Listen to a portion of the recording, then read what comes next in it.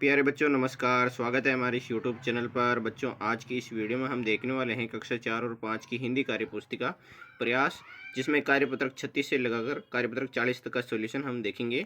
तो बच्चों आपको सबसे पहले कार्यपत्रक 36 निकाल लेना है, ये वाला पेज। इसमें क्वेश्चन नंबर 1 है, अंक देखिए और शब्द लिखिए। जैसे कि यहाँ पे 4 अंक है, तो 4 नंबर पर क्या लिखा हुआ है, बंदर लिखा हुआ है, तो आपको यहाँ पर बंदर लिखना है। और यहाँ पर 8 लिखा है, तो 8 नंबर पर क्या है, पेड़, तो यहाँ पे पेड़ लिख देना है। और 11 नंबर का इसमें क्या लिख रखा है, पर, तो यहाँ पे पर लिखना है। और 2 नंबर पे बैठा, तो आपको बैठा लिखना है। और 10 नंबर पे क्या लिखा था। तो एक बंदर एक पेड़ पर बैठा था, ये वाक्य बन जाएगा। और अगला देखेंगे, इसमें 18 नंबर पर वह लिखा हुआ है, तो यहाँ पे वह लिखना है। और 16 नंबर पे नीचे लिखा हुआ है, तो नीचे लिखना है। और 17 नंबर पे उतरा। और 5 नंबर पे और 15 नंबर पर बढ़ई, तो वह नीचे उतरा और बढ़ई। अब 7 नंबर पर क्या लिख रखा है, के, तो आपको यहाँ पर क्या लिखना है। और 1 नंबर पर लिख रखा था औजार, तो आपको यहाँ औजार लिखना है। और 9 नंबर पे से, और 6 नंबर पर खेलने, और 13 नंबर में लगा, तो के औजार से खेलने लगा, यानी बढ़ई के औजार से खेलने लगा था वो। उसके बाद क्या करता है, वो औजार से पूंछ कट गई, जो उसका औजार रहता है उससे पूंछ कट गई, तो आपको लिखना है औजार से पूंछ कट गई। तो बच्चों ये कार्यपत्रक हमारा कंप्लीट हुआ। अब हम आगे चलते हैं कार्यपत्रक 37 की तरफ, और इसका पेज नंबर है 49। इसका पहला क्वेश्चन है, पढ़िए और बात को आगे बढ़िए। तैरने में है बहुत मज़ा, नहाने में है बहुत मज़ा, ठंडे पानी में है बहुत मज़ा। अब आपको आगे बढ़ाना है, जैसे कि यहाँ पे बढ़ा रखा है, बारिश में है बहुत मज़ा, बर्फ़ में है बहुत मज़ा, खेलने में है बहुत मज़ा, लड़ने में है बहुत मज़ा, पढ़ने में है बहुत मज़ा, सोने में है बहुत मज़ा। और इसका क्वेश्चन नंबर 2 है, कविता आगे बढ़िए। जैसे चिड़िया बोली चूँ चूँ, बंदर बोला हू, कुत्ता बोला भूं भूं, बकरी बोली मैं, तोता बोला टें टें, कौवा बोला काव काव, बिल्ली बोली म्याऊं म्याऊं, चूहा बोला चू चू। तो बच्चों ये कार्यपत्रक भी हमारा कंप्लीट हुआ। अब हम आगे चलते हैं कार्यपत्रक 38 की तरफ, जो कि क्वेश्चन नंबर 1 है। इसका सही शब्द चुनकर रिक्त स्थान की पूर्ति कीजिए। इसमें रिक्त स्थान जैसे कि यहाँ पे लिख रखा है रवि, अब इसमें लिखेंगे तुम कहाँ जा रहे हो, ये वाक्य बन जाएगा। उसी तरह दूसरा है, मुझे तुम्हारा, यहाँ पे तुम्हारा लिखना है, पेन चाहिए।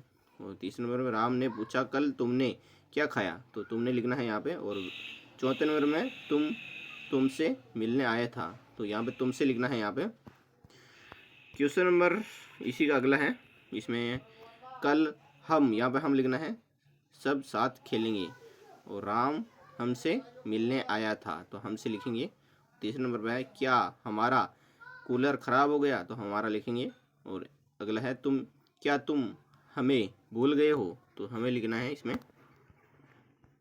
अगला है बच्चों, इसमें भी रिक्त स्थान की पूर्ति करनी है। जैसे कि मुझे आपका पत्र मिल गया था। और दूसरे नंबर का वाक्य है, राम को आपसे, यहाँ पे आपसे लिखना है, ज़रूरी बात करनी थी। तीसरे नंबर में कल आप कहाँ गए थे, यहाँ पर आप लिखना है। और चौथे नंबर पर वह आपको कुछ देना चाहता है, तो आपको कुछ देना चाहता है, यहाँ पर लिखना है। और 5 नंबर, किसी से आपने कुछ कहा तो नहीं, अब तो आपने लिखना है यहाँ पे। तो बच्चों ये कार्यपत्रक भी हमारा कंप्लीट हुआ। अब हम आगे चलते हैं कार्यपत्रक 39 की तरफ। इसमें पहले एक गद्यांश दे रखा है, इसको पढ़ना है।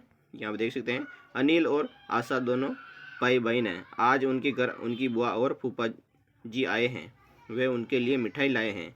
अनिल ने अपनी बहन को मिठाई खिलाई। बुआ जी की बेटियाँ नीरू और विशु भी उनके साथ आई। फूफा जी ने बताया कि विशु की मेहनत का ही परिणाम है कि आज उसकी अच्छी नौकरी लगी है। आशा के माता पिता ने विशु को नौकरी लगने की बधाई दी है। तो इसका क्वेश्चन नंबर 1 है, अनिल और आशा के घर कौन आए हैं, बुआ और फूफा जी आए हैं। 2 नंबर पर आपको राइट का निशान लगाना है। क्वेश्चन नंबर 2, फूफा जी ने विशु की नौकरी लगने का क्या कारण बताया, तो फूफा जी ने विशु की नौकरी लगने के लिए बताया कि विशु की मेहनत का ही परिणाम है, ये लाइन लिखनी है। तीसरे नंबर पर है क्वेश्चन, उक्त गद्यांश में खिलाई शब्द ध्वनि के समान ध्वनि वाले शब्द को छांटिए। तो इसमें बधाई, मिठाई, तो समान ध्वनि वाले शब्द हो गए। क्वेश्चन नंबर 4, बुआ फूफा जी के साथ और कौन आया था, तो बुआ फूफा जी के साथ उनकी बिटिया नीरू और विशु भी उनके साथ आई। क्वेश्चन नंबर 5 है बच्चों, आपके घर जब कोई मेहमान आता है तो आपको कैसा लगता है बताइए। तो हमारे घर जब कोई मेहमान आता है तो हमें बहुत अच्छा लगता है। तो ये वाली लाइन लिख देनी है। क्वेश्चन नंबर 6 है, उपयुक्त गद्यांश में आए स्त्रीलिंग व पुल्लिंग शब्दों को छांट कर लिखना है। इसमें आशा, बुआ, बहिन, खिलाई, ये क्या हो गए? ये स्त्रीलिंग शब्द है। नीरू, विशु, नौकरी, माता, ये एक साइड में ये है जो ये स्त्रीलिंग शब्द हो गए। अब पुल्लिंग शब्द कौन कौन से हैं? अनिल, बाई, फूफा जी, मेहनत, पिता, ये पुल्लिंग शब्द हो गए। तो बच्चों ये कार्यपत्रक भी हमारा कंप्लीट हुआ। अब हम आगे चलते हैं कार्यपत्रक 40 की तरफ। इसमें इन शब्दों पर आधारित चित्र बनाइए, जैसे कि यहाँ पे बरसात, छाता, बच्चे, नदी, बादल, घर, नाव, अमन, सरिता। अमन, सरिता, तो इसमें आपको इन सब का एक चित्र बनाना है, जैसे कि बादल यहाँ पे हैं और बरसात हो रही है और बच्चे स्कूल से घर जा रहे हैं और एक बच्चा है जो छतरी लेकर खड़ा है यहाँ पे और एक बच्चा नाव में यहाँ पे कर रहा है और यहाँ पे क्या है? ये फूल है और इधर एक गाय है जो घास चर रही है और कुछ बच्चे नाव में बैठकर नाव की सवारी कर रहे हैं।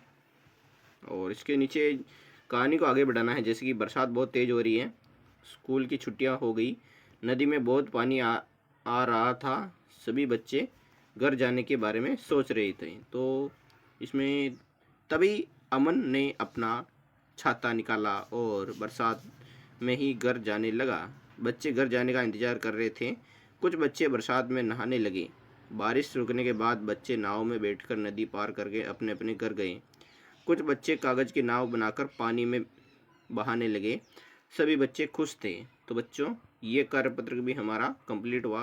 अगर वीडियो अच्छा लगा है तो लाइक एंड सब्सक्राइब जरूर करें और दूसरे कार्यपत्र का वीडियो देखने के लिए हमारे चैनल पर जाकर आप देख सकते हैं। वहाँ पे हमने अलग अलग प्ले लिस्ट बना रखी है जो कि सभी कक्षाओं की है। तो बच्चों मिलते हैं अगले वीडियो में। जय हिंद, जय भारत, जय राजस्थान।